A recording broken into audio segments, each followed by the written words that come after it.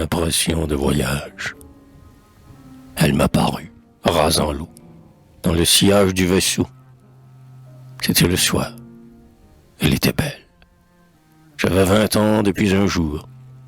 Je compris qu'elle était l'amour, et je tendis les bras vers elle. Son sourire était caressant. Elle me fit signe en passant de la suivre à travers les ombres. Mais soudain, je la vis pâlir, pencher sa tête et s'engloutir parmi la mer blanche, aux flots sombres.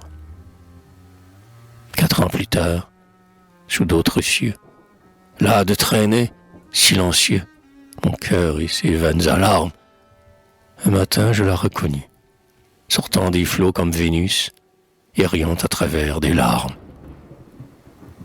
D'un pied rêveur, elle sciait l'onde, où son reflet vacillait, comme dans un miroir qui bouge.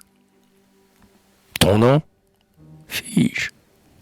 Elle répondit « L'espérance » et se confondit avec l'azur de la mer Rouge.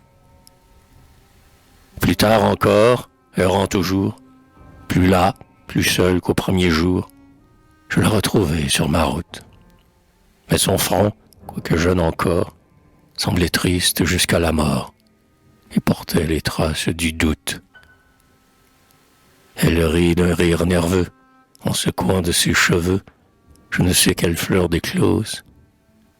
Puis, dans un sanglot, murmura « Je suis ta gloire » et s'engouffra dans la mer bleue aux vagues roses. Et plus tard, enfin, une nuit, rongée de fatigue et d'ennui, j'ai vu cet ange de détresse.